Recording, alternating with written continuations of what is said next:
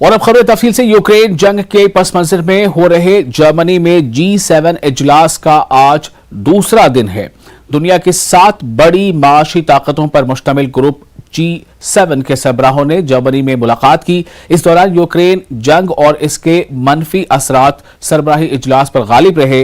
Group of 7 के रहनुमाओं ने रूस की तरफ से जारी हमले के दौरान यूक्रेन के साथ खड़े रहने का वादा किया है। पीर के रोज एल्प्स के पहाड़ी सिलसिले के दामन में वाक़ा इल्मा के मकाम पर एक तारीखी किले में इजलास के दूसरे रोज एक मुश्तरका बयान में कहा गया कि वो यूक्रेन को माली, इंसानी, फौजी और सिफारती मदद जारी रखेंगे। ग्रुप ऑफ 7 के मुश्तरका एलामिया में यह भी कहा गया कि रूस को आलमी मंडी से अलग थलग करने के नए तरीके तलाश करने किए जाएंगे और माना जा रहा है कि यह बयान अमेरिकी सदर जो बाइडेन के उस बयान के बाद आया है जिसमें उन्होंने कहा था कि G7 ने रूसी सोने की दरामद पर पाबंदी लगाने का मंसूबा बनाया है। G7 के इस सरबराही समिट के एजेंडे पर तहफ़्फ़ुज़ माहौलियात का मौजू भी शामिल है। कोशिश है कि माहौलियाती तब्दीलियों से मुताबिकत की खातिर गरीब ममालिक की खुसूसी ताउन फराहम करने के किसी ठोस तरीक़ेकार को वज़ा कर लिया जाए। इब्तदाई तौर पर G7 रुकन ममालिक ने $600 बिलियन की रकूम दस्तयाब बनाने का अज़्म जाहिर किया है, जिससे बिलखुसूस तरक्की पजीर ममालिक में क्लाइमेट चेंज से होने वाली तबाहकारियों की रोकथाम के लिए एक नया इंफ्रास्ट्रक्चर बनाया जाएगा। G7 सरबराही इजलास में इस ब्लॉक में शामिल 7 ममालिक बरतानिया, Canada, France, Germany, Italy, Japan और अमरीका के सरबराहान, हुकूमत ममलिकत शामिल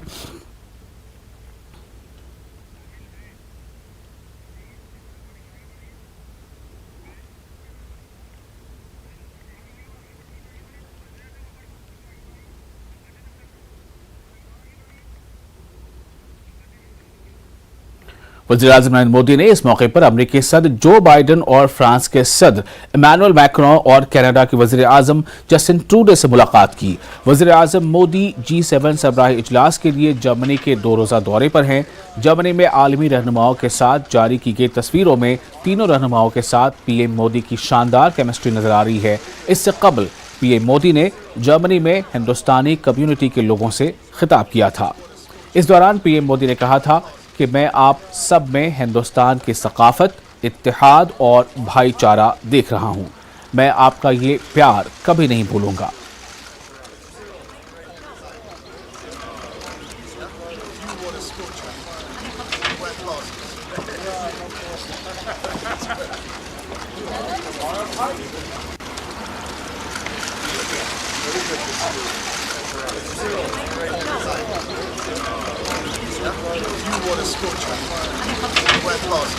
ऐसी पॉलिसियां हैं, कौन कौन से ऐसे नुकात हैं जिन पर बातचीत हुई है, किन ऐसे मौज़ूआत पर ख़ास तौर से जो आलमी मौज़ूआत हैं, आलमी मसाइल हैं, उन पर गुफ्तगू हुई है। इस बारे में मज़ीद जानकारी के लिए हमारे साथ जुड़ गए हैं अमरीकी दफ्तर ख़ारजा के तर्जुमान ज़ैड तारड़, और हम उनसे जानना चाहेंगे कि इस बारे में वो क्या तफसीलात हमें दे पा रहेंगे। तारड़ साहब, आपका बहुत इस्तकबाल है न्यूज़ 18 उर्दू के खास प्रोग्राम में। G7 इजलास का चूँकि दूसरा दिन था और जाहिर है कि बड़े ममालिक के सरबराहान वहाँ मौजूद हैं, तो क्या अहम मौज़ूआत ज़ेर गौर रहे?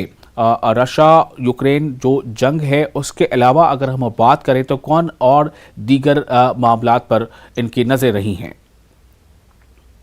जी अलमज़द, शुक्रिया बहुत। देखिए, मैं आपको ये बताना चाहूँगा ख़ासतौर पर आपके नाज़रीन को कि असल में अगर हम इसको ज़रा फासला से देखें, ये G7 असल में है क्या, उसका मकसद है क्या, तो मैं ये कहूँगा बहुत साफ अल्फाज में कि असल में आइडिया ये है कि हम समझते हैं कि जब दुनिया भर के सबसे बड़ी कौम एक जगह मिलकर, एक जगह बैठकर प्लान्स बनाते हैं, तो जितने भी बड़े मसले मसाइल हैं पूरी दुनिया में, उनका हल हम ढूंढ सकते हैं।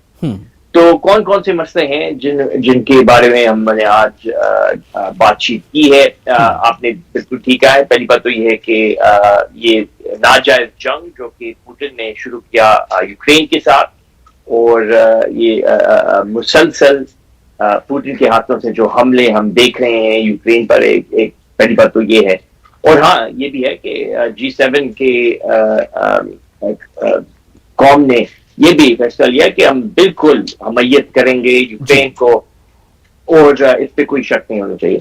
इसके बावजूद क्या क्या बातें हमने की हैं, पहली बात तो ये है कि क्योंकि हम देख पा रहे हैं इस वक्त कि पुतिन का जंग पूरी दुनिया में तेल और खुराक की कमी का हम एक नतीजा देख रहे हैं।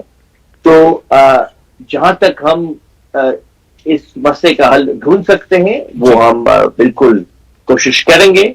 मिसाल के तौर पर एक हमारे इंफ्रास्ट्रक्चर का भी प्रोग्राम है G7 के साथ, जो कि हम लगातार आगे जा रहे हैं ताकि हम तेल की कमी को हम थोड़ा कम कर सकें।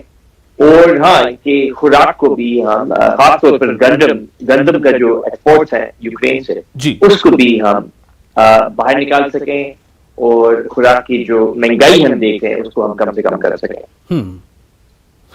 तो ये जो यूक्रेन और रशिया का ये जो जंग है, इसकी जो जंग है, ये तो एक अहम मुद्दा वहाँ रहा है। इसी पे मैं एक सवाल पहले आपसे और कर लूँ कि इससे पहले भी कई मौके ऐसे आए थे जहाँ पर बड़े ममालिक के सरबराहान ने इस पर मुलाकात की थी, बातचीत की थी, लेकिन हम ये देख रहे हैं कि ये जंग जो है वो तवील होती चली जा रही है। तो क्या इससे इसके सद्देबाब के लिए कोई ऐसी हिकमत अमली, जो ठोस हिकमत अमली हो, उस पर क्या गौर व फिक्र किया गया है? क्योंकि एक बात ये भी कही जा रही है कि दरअसल कई ऐसे ममालिक हैं जिनके अपने मफादात हैं, किन्हीं को अपने जो है वो हथियार बेचना है, किन्हीं को अपनी दीगर चीज़ों का तजुर्बा करना है। तो दरअसल यूक्रेन, जो कि रूस के मुकाबले काफ़ी एक छोटा मुल्क कह सकते हैं, लेकिन क्या ये खिंचता चला जाना, इतना तवील होता जाना इस जंग का, अब तो ज़ेलेंस्की भी कह रहे हैं कि सर्दियों से कबल ये जंग खत्म हो जानी चाहिए? जी, इसमें कोई शक नहीं होना चाहिए कि अमेरिका और हमारे जितने भी साथिया ममालिक हैं G7 में, हम इस बात पे जुड़े हुए हैं कि हम भी इस जंग को रोकना चाहते हैं, इसको खत्म देखना चाहते हैं। इसमें कोई शक नहीं होना चाहिए क्योंकि हथियार तो एक साइड पे है। पहली बात तो ये है कि जो हम हथियार यूक्रेन को दे रहे हैं वो हम बेच नहीं रहे, वो हम बकायदा दे रहे हैं उनको। तो इसमें कोई अमेरिका का फायदा नहीं है। और दूसरी बात ये, जो हम मंफी असरात देख रहे हैं जंग के, वो इंतहाई बदतरीन सूरत हाल हम देख रहे हैं यूक्रेन में और पूरे इलाके में। और ये भी कोई इनकार नहीं कर सकता कि पिछले 70 साल से ऐसा कोई हमला नहीं हुआ यूरोप में जो कि हम आज देख पा रहे हैं। तो इसमें कोई शक नहीं होना चाहिए कि मेरे ख्याल में बहुत ही मुश्किल होगा कि हम कहें कि इस जंग का किसी के फायदे में है ये, बल्कि रूस के भी फायदे में नहीं है। ये शायद सिर्फ पुतिन समझता है कि उनके फायदे में है, लेकिन किसी और का फायदा में नहीं है। और बिल्कुल हम चाहते हैं कि हम इस जंग को हम रोक सकें, लेकिन हकीकत ये है कि पुतिन बार बार हमें ये दिखा रहा है कि उनके कोई ऐसे इरादे नहीं है, वो जंग को जारी रखना चाहते हैं। तो जब तक कि ये हकीकत है, उस वक्त तक हम यूक्रेन को और ज़ेलेंस्की को हम हमायत देंगे, उनको हम सपोर्ट देंगे, क्योंकि हम समझते हैं कि जब उनके पास सपोर्ट होगा तो फिर शायद एक ऐसा चांस होगा कि हम पुतिन को मेज पर बिठाकर इस जंग को खत्म कर सकते हैं। उसके मेरे ख्याल में उसके अलावा कोई तार साहब, एक मसला ये दरपेश आया था कि वीट और दूसरे ऐसे खुर्दनी अशिया हैं जिनका ट्रांसपोर्ट या जिनका एक्सपोर्ट यूक्रेन नहीं कर पा रहा है। उसका कहना है कि रशिया ने हमें ऐसी पाबंदियां लगा रखी या हमारे जो रास्ते हैं उन्हें रोक रखा है। और इसी के साथ मुल्क के कई दुनिया के कई ममालिक पे इस तरह के हालात आ रहे हैं जहां पर खुर्दनी अशिया की कुछ कमी नज़र आ रही है या कहीं पर जो है वो माशी बहरान जैसी कैफियत नज़र आ रही है। तो क्या आपको ये नहीं लग रहा है कि ये रफ्ता रफ्ता जो है एक आलमी मसला बनता चला जा रहा है, या सिर्फ दो ममालिक के बीच का मसला बनकर नहीं रह गया है? तो कितनी उम्मीद अवाम दुनिया की वो कर सकती है, अमन पसंद अवाम, कि ये जंग का खात्मा होगा और इससे जुड़े तमाम जो झैली इसके जो मसाइल खड़े होते चले जा रहे हैं उनका भी सद्देबाब हो पाएगा? जी साहब, आपने ठीक कहा है कि ये मेरे ख्याल में सिर्फ रूस और यूक्रेन के दरमियान एक जंग नहीं है, इसके असरात हम पूरी दुनिया में देख रहे हैं। बिल्कुल वीट एक्सपोर्ट्स ये एक इंतहाई परेशानी वाली बात है, और आपने भी बिल्कुल ठीक कहा है कि इसमें रूस यूक्रेन के पोर्ट्स को ब्लॉक कर रहे हैं। जो रास्ते हैं वीट एक्सपोर्ट करने का, वो बकायदा वो इस वक्त बंद है, ब्लॉक हैं पुतिन की वजह से। और जी बिल्कुल हम चाहते हैं कि कम से कम इन मसलों का हल हम ढूंढ सके G7 में, यहाँ पे जर्मनी में। लेकिन असल में इसका जो वाहिद सोल्यूशन है, वाहिद रास्ता यही है कि हम यूक्रेन को ऐसे सपोर्ट दें ताकि पुतिन को ये साफ नजर आए कि इस जंग का कोई फायदा नहीं है, वो नहीं जीत पाएंगे। और एक ही रास्ता है, वो ये है कि हमने मेज पर आकर बैठक करनी है, बातचीत करनी है, और उस बातचीत के जरिए हम इस जंग को खत्म कर सकते हैं। जो भी हम तस्वीरों में देख पा रहे हैं, हिंदुस्तान के वज़ीर आज़म नरेंद्र मोदी की मौजूदगी भी वहां पर रही, और जिस तरह से बिल्कुल वालेहाना वो एक दूसरे से मुलाकातें करते नज़र आ रहे हैं। ऐसे में मैं ये जानना चाहता हूं कि हिंदुस्तान की भी इस मौजूदगी का कितना असर और कितना पुरअसर पैगाम उन ममालिक को जा सकता है जो ख़ासतौर से रशिया और यूक्रेन से जुड़े मामले पर गौर फिक्र में मशगूल हैं। जी बिल्कुल, मेरे ख्याल में ये कोई इनकार नहीं कर सकता कि इंडिया एक बहुत, बल्कि दुनिया भर के सबसे बड़ी डेमोक्रेटिक जमहूरियत कौम है। और जब ये एक हकीकत है तो मेरे ख्याल में इसमें भी ये फिर जाहिर बात है कि G7 में हम इसका हिस्सा देखेंगे। इंडिया का एक बहुत बड़ा किरदार है और होना भी चाहिए। और हम समझते हैं कि अगर हमने पहली बात तो ये क्लाइमेट चेंज, माहौलियाती तब्दीली, उसका अगर हमने हल ढूंढना है तो इंडिया के बगैर कभी नहीं होगा। और हाँ, जैसे खुराक की कमी हम पूरी दुनिया में देख रहे हैं, इंडिया का भी किरदार है इसमें। और हम समझते हैं कि अगर कोई भी दुनिया भर में एक डेमोक्रेटिक कौम है तो वो भी हमारे साथ जुड़े हुए होने चाहिए कि जो हम सूरत-ए-हाल देख रहे हैं यूक्रेन में वो गलत है, वो नहीं होना चाहिए। और जंग के जरिए हम मसलों का हल नहीं ढूंढ सकते, सिर्फ बातचीत के जरिए हम ढूंढ सकते हैं। जी, बहुत शुक्रिया आपका जेड तारर साहब।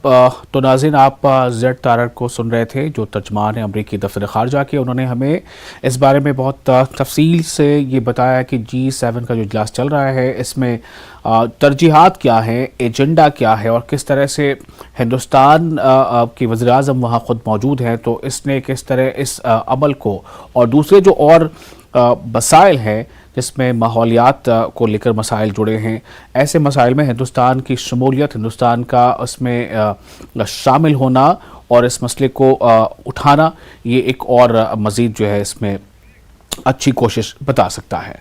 तो आपने सुना अभी, और अब हम इसमें आगे बढ़ेंगे। अगली खबर लेते हैं। यूक्रेनी सदर व्लादिमीर ज़ेलेंस्की ने कहा है कि मुल्क में जारी जंग मौसम सरमा शुरू होने से पहले ख़त्म करने की ज़रूरत है। यूरोपीय सफारती ज़राए के मुताबिक उन्होंने ये मुतालबा G7 रहनुमाओं के जर्मनी में जारी इजलास में वीडियो लिंक के जरिए किया है। ज़ेलेंस्की ने रूस के खिलाफ मजीद सख्त इक़दाम उठाने पर मजीद पाबंदियाँ आयद करने का भी मुतालबा किया है। तरक्की याफ्ता G7 ग्रुप में बरतानिया, Canada, France, Germany, Italy, Japan और अमेरिका शामिल हैं। अमेरिका यूक्रेन को ज़मीन से फ़ज़ा में मार करने वाला जदीद रॉकेट सिस्टम फराहम करने का भी इरादा रखता है।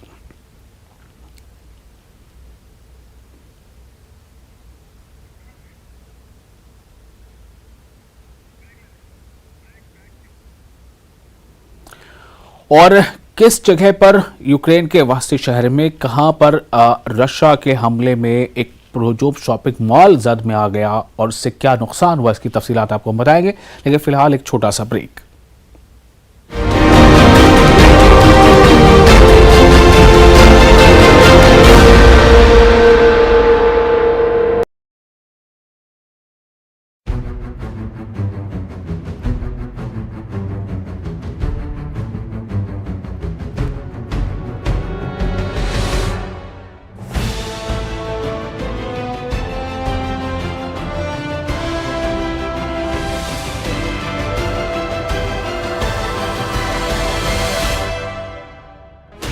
16 channels, 15 languages, 26 states, 1,200 plus reporters, 66.9 crore viewers. India's largest news network, News 18 Network.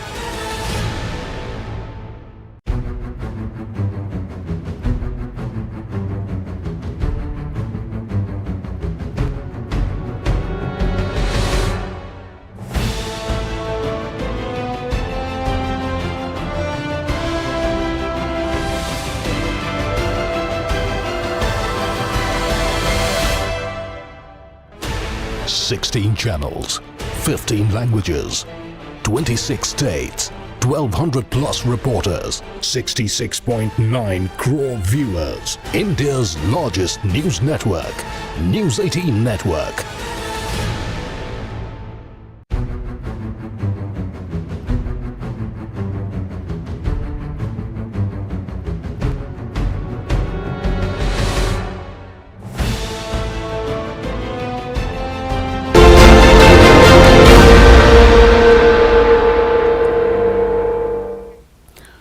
Break के बाद एक बार फिर आपका इस्तकबाल है। आप देख रहे हैं न्यूज 18 उर्दू पर आलमी मंजर। यूक्रेन के वसती शहर क्रेमेंचुक में एक पुरहुजूम शॉपिंग मॉल पर रूस ने रॉकेट हमला किया। इस हमले में सैकड़ों शहरियों की हलाकत और जख्मी होने का अंदेशा है। यूक्रेन के सदर व्लादिमीर ज़ेलेंस्की के दफ्तर ने फुटेज शेयर की है जिसमें कहा गया है कि मॉल में आग लगी है। इमारत से धुएं का एक गहरा गहरा बादल उठता हुआ देखा जा सकता है। ज़ेलेंस्की ने टेलीग्राम पोस्ट में कहा है कि मुतासरीन की तादाद नाकाबिले तसव्वुर है। ज़राए के मुताबिक हमले के वक्त 1000 से ज्यादा शहरी शॉपिंग मॉल के अंदर थे। ज़ेलेंस्की ने इल्जाम लगाया कि रूस लोगों की मामूल की जिंदगी गुजारने की कोशिशों को सबोताज कर रहा है।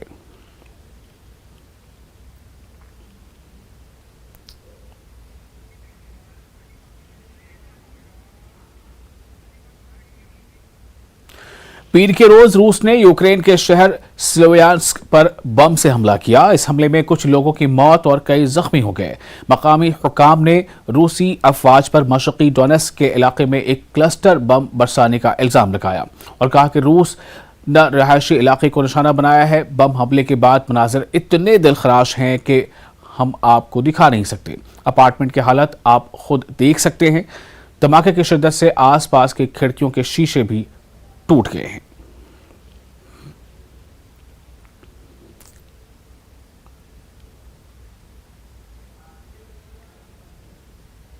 Первое, вот как гахнуло тут, массаж я как раз делала, и как полетели стекла, мы еле успели выскочить в коридор, а тут уже все, и со всех сторон побиты стекла. Не знаю, что делать. Еле успели. Вон Игоря жалко убили.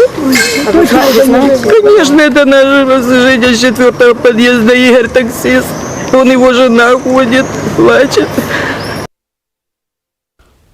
रूस एक सदी से जायद अरसे में पहली बार डिफॉल्टर साबित हुआ है। $100 मिलियन के 2 बॉन्ड्स की अदायगी पर 30 दिन की रियायती मुद्दत भी खत्म हो गई है। रूसी हुकाम का कहना है कि वो पाबंदियों की वजह से बॉन्ड होल्डर्स को रकूम भेजने से कासिर हैं। रूस 100 साल से जायद अरसे में पहली बार डिफॉल्टर हुआ है। मॉस्को ने गैर मुल्की कर्जों की आखिरी तारीख गुजर जाने के बावजूद अदायगी नहीं की। गैर मुल्की मीडिया के मुताबिक रूस के लिए $100 मिलियन के 2 बॉन्ड्स पर वाजिबुल अदा रकम की आखिरी तारीख 27 मई थी, जिस पर 30 दिन की रियायत दी गई थी। ताहम अदायगी पर दी गई रियायती मुद्दत भी इतवार को खत्म हो गई। रूस मुतअद्दिद बार कह चुका है कि उसके पास डिफॉल्टर होने का कोई जवाज नहीं, ताहम वो पाबंदियों की वजह से बॉन्ड होल्डर्स को रकूम भेजने से कासिर है। मॉस्को ने इल्जाम आयद किया है कि मगरबी ममालिक रूस को मसनूई डिफॉल्टर करने की कोशिश कर रहे हैं। There are many countries that are kind of on the borderline, financially on the borderline, that are struggling to make payments. And this, with the fact that Russia is now defaulted, whether technically or not, but it is defaulted, that will add pressure in global debt markets, and investors will tighten up their risk requirements, and that very well could lead to further defaults in other emerging markets. शुमाली California में इतवार की दोपहर 3 अफराद उस वक्त हलाक हो गए जब एक मुसाफिर ट्रेन एक कार से टकरा गई। हादसा दोपहर 1 बजे के करीब पेश आया। हुक्काम ने बताया कि ट्रेन में 80 अफराद सवार थे, लेकिन कोई भी जख्मी नहीं हुआ है।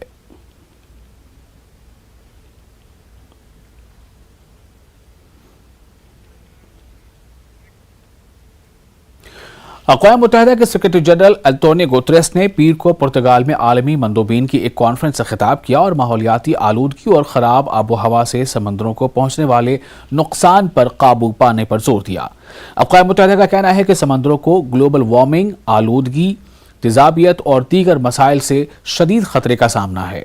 वाज़ेह है कि 5 रोज़ा कॉन्फ्रेंस में शिरकत के लिए 120 से ज़ायद ममालिक के सीनियर हुक्काम और साइंसदानों को मदऊ किया गया था। अगरचे समंदर ज़मीन की सतह का तकरीबन 70% अहाता करते हैं और अरबों लोगों के लिए खुराक और ज़रिए माश फराहम करते हैं, ताहम कोई भी जामे कानूनी फ्रेमवर्क समंदरों का अहाता नहीं करता।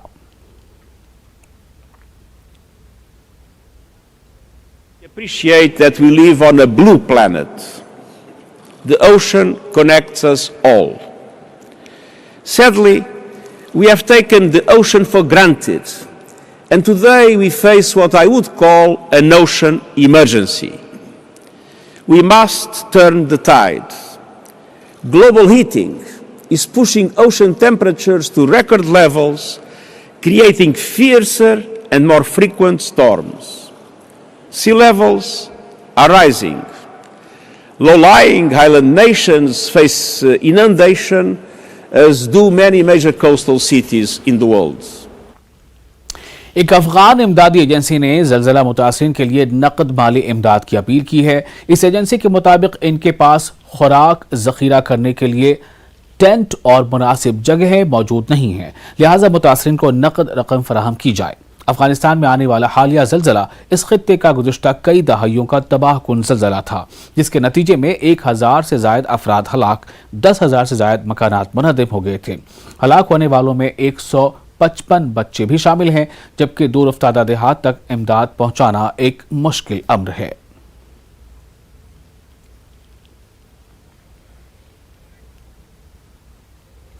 कोलंबिया में बुल फाइटिंग के दौरान स्टेडियम का एक हिस्सा गिरने से 6 अफराद हलाक हो गए। अफसोसनाक हादसा सेंट पीटर्स डे के मौके की मुनासबत से खेल के दौरान पेश आया, जहां हुजूम बढ़ जाने से स्टेडियम का एक हिस्सा नीचे जा गिरा। इस वाकये में 6 अफराद हलाक और 200 जख्मी हो गए हैं। रेस्क्यू टीमों ने फौरी तौर पर कार्रवाई करते हुए मुतासरा अफराद को तिब्बी इमदाद के लिए अस्पताल रवाना किया है।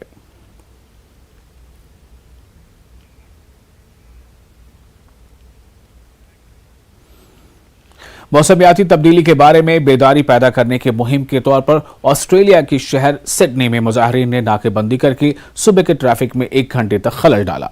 पुलिस ने 10 लोगों को हिरासत में लिया। पुलिस ने मुजाहिरीन की गाड़ी को हटा दिया। तकरीबन 50 मुजाहिरीन ने शहर के वस्त में कुछ सड़कों से गुजरकर ट्रैफिक में खलल डाला। मुजाहिरीन का कहना था कि माहौलियाती तब्दीली के हवाले से मजीद कार्रवाई होनी चाहिए थी।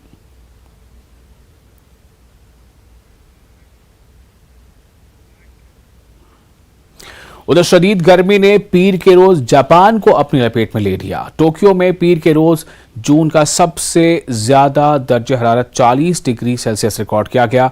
महकमा मौसमियात का कहना है कि जुलाई के पहले हफ्ते तक गर्मी की शिद्दत बरकरार रहेगी। वाज़ेह है कि लू लगने के बाद कई लोग बीमार हो गए, जिन्हें अस्पताल में दाखिल कराया गया। जापानी हुकूमत ने पीर को टोक्यो के कई इलाके में मुमकिना बिजली की किल्लत के बारे में खबरदार करते हुए लोगों से कहा है कि वो तवानाई को महफूज रखें, क्योंकि मुल्क गैर मामूली तौर पर शदीद गर्मी की लहर को बर्दाश्त कर रहा है। फुकुशिमा में 2011 के रिसाव के बाद जापान ने अपने बेशतर जौहरी रिएक्टरों को बंद करने के बाद बिजली की फराहमी निस्बतन कम कर दी है। ये कार्बन के अखराज को कम करने के वादों को पूरा करने के लिए कोयले के पुराने प्लांट्स को भी बंद कर रहा है।